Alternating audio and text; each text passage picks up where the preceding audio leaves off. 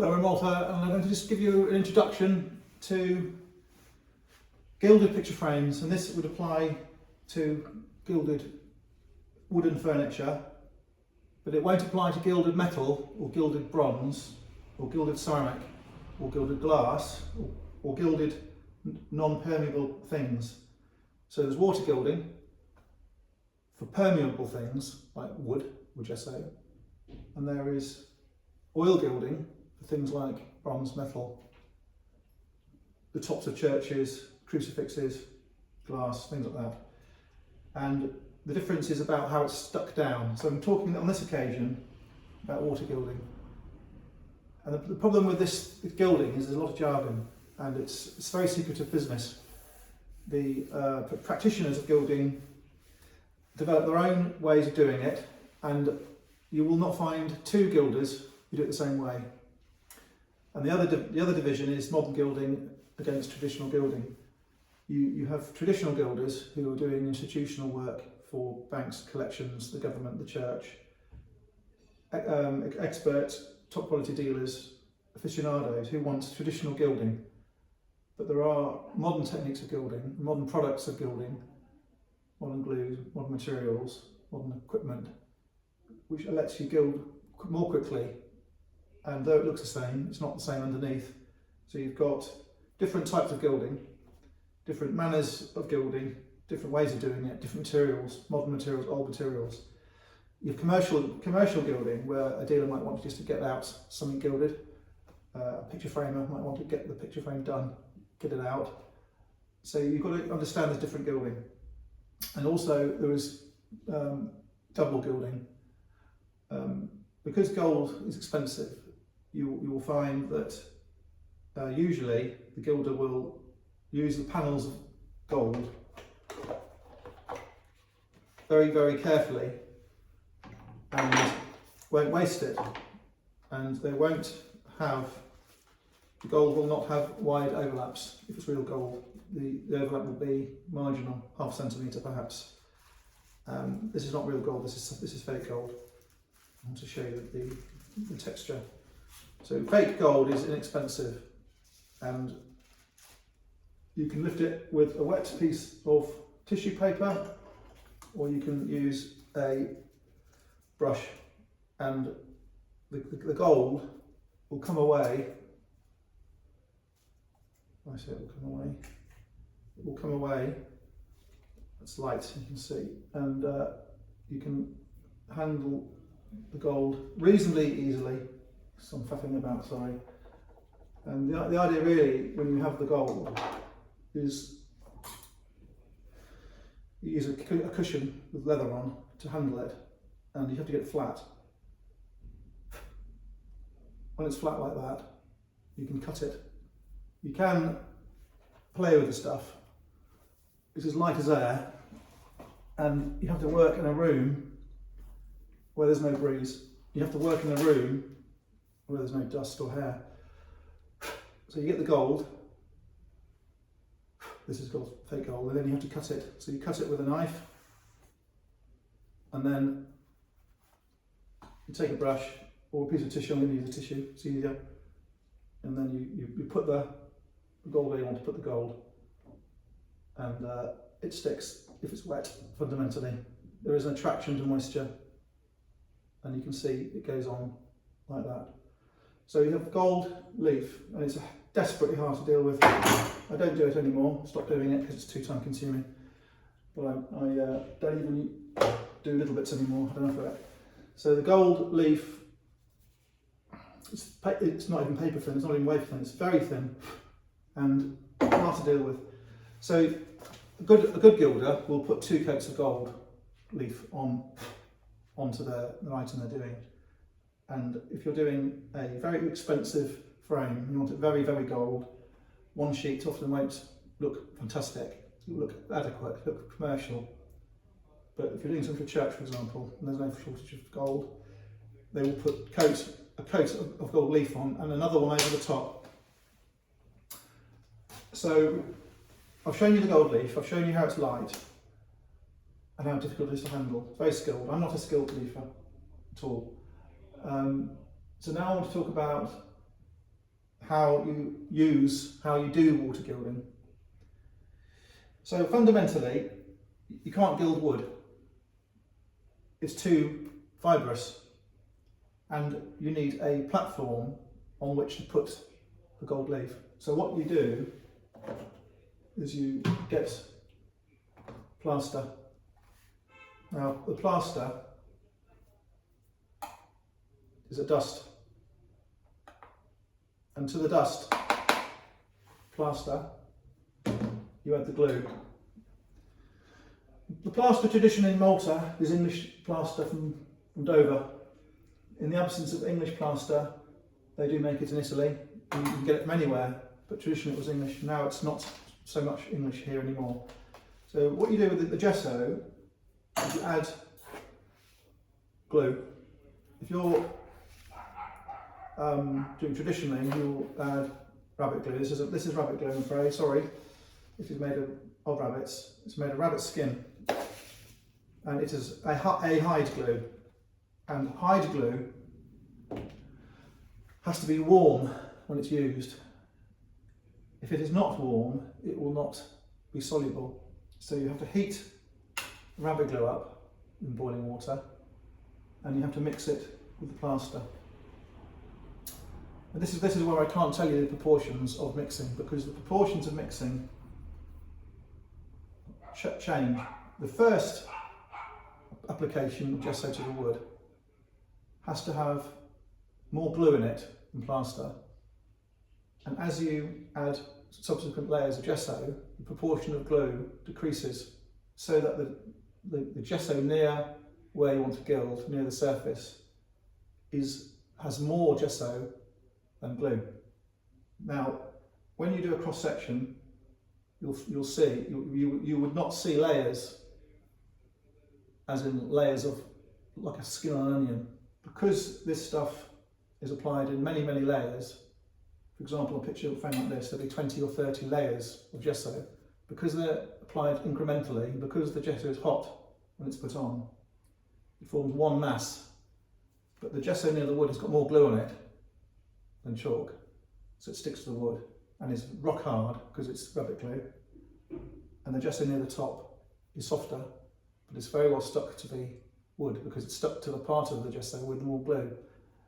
And the reason it's slightly more chalky is because it's easy to sand down. And fundamentally, the smoother you can get the gesso, the smoother the gold leaf will be. You put gold leaf on something fibrous or sandy or gritty, it will not look shiny. So we've talked about the frame, we've talked about the gesso in different layers with different mixtures. We've talked about how the glue has got to be hot, otherwise it sets solid. If you mix this glue up with the plaster and left the brush in it and it went cold, the brush would be stuck in it. And it goes so hard that if you wanted to break it, you'd have to use a hammer and it would crack. It wouldn't sort of squish like an orange, it would literally shatter. So it's incredibly hard. So you can't put gold onto the gesso directly. You have to use an adherent. And I call it an undercoat. No one else calls it an undercoat, but it's an undercoat. And the undercoat has to have glue in it. So it's a paint of sort, and the paint goes onto the gesso, which has already been sanded. And the paint goes on. So you can use different paints. Traditionally they use Bole, B-O-L-E, that's Bole, that's Bole. And the Bole is called Bola in Italy and Bola in Malta. This is made in Florence. So I'm going to show you what it looks like. This is what it looks like. It looks like makeup. That's a yellow bowl. This bowl here is a red bowl. You can get blue, black, white, grey, anything you want, because bowl is only coloured clay and water, nothing else. So what you have to do with the bowl is mix it with, again, rabbit glue, and everyone's got a different way of doing it. So that has to be mixed when it's hard, sorry, when it's hot, and it has to be painted on when it's hot or at least warm. If you let it go cold, it goes granular and the brush goes hard and you can't put it on. So you have the gesso, you have the bowl with the glue. Now, the reason the gold leaf sticks to the bowl, it has to be fine, very fine, is because the substance has glue in it. And there is enough glue to make the gold leaf stick to it. The thing that makes the gold leaf attract to the bowl is water. And the water activates the glue that's in the coloured bowl. It takes a tiny amount of water, it's just enough to make the glue soluble, sufficiently to make the leaf stick to it. So what will happen is, if this had been painted with a bowl as an undercoat for gold leaf, the gilder would take a square of gold leaf and they would wet it with cold water, quite a lot of cold water, and then they would put it on. Now the curious thing about the gold leaf is you don't have to push it onto the bowl, because the bowl is extremely porous, and what happens is the gold leaf is attracted to it atmospherically. So if you take a sheet of gold leaf and you move it towards the gesso, there comes a point where the gold leaf sticks to the wet bowl. Once it's on, you can't move it. So what happens is you make up the area of gilding onto the wet bowl, and then you push it on with cotton wool or a brush. If the cotton wool's wet, you push it on, it will bring it off again. So you have to use dry cotton wool. And then you let it dry, or you let it semi-dry, and then you burnish it. And to burnish it, you use a burnisher. And what happens with a burnisher is it pushes the creases out of the gold, and it removes any lumps in the gesso or in the gold. And you can push really quite hard, much harder than you would think. And the harder you push, the brighter the gold is. It makes the gold stick to the gesso to a greater degree than just the adhesive. And it compresses the surface of the gesso, makes it very, very fine and shiny. And burnishing is laborious, tedious, boring as hell. And you have very fine tools to get into the crevices. So you can imagine it's really depressingly boring. The heads of the burnishing tools are made of agate, which is a volcanic rock, and an igneous rock. It's a rock from inside the crust, not from the surface.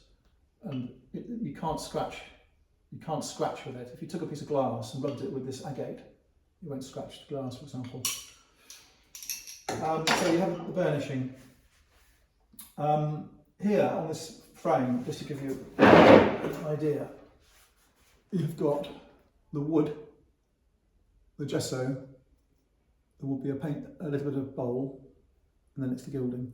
If you look at a lot of gilded frames, you'll notice that when the gilding's rubbed, you get the red showing through, and the red is a beautiful contrast. And if you didn't have a colour like the red, and you saw, for example, a white, it would be glaringly obvious there was a defect in the gilding. If the gilder misses bits, which is usual, you just you go over it again, put more gold on over the top, and burnish it in. And the gaps, the joins are slightly visible. If you want to get rid of the joins, you have to use another coat over the whole thing. So I was taught in Malta how to gild by one of the masters of gilding in Malta, one of the top 4. And if you are a gilder in Malta, a good gilder in Malta, you're going to be one of the best in the Med and the best in Europe. Of course, there's gilding in Thailand. Lots of gilding in Thailand. There's gilding in Russia. There's gilding all over the place. India. All over Europe. But gilding is quite a big deal in Malta, and it's done by the government, the church, institutions, done by volunteers. For the local feasts, they gild statues for processions, and they'll often use a silver leaf with a shellac, which looks like gold, and you really can't tell the difference unless you get quite close. They won't use gold so much, it's too expensive. So gilding has its place, and the reason I'm showing you this is because if you are buying pictures and you start to look at the frames, there's just clues. There's clues in the age of the frame, which might relate to the picture, not necessarily, but might do.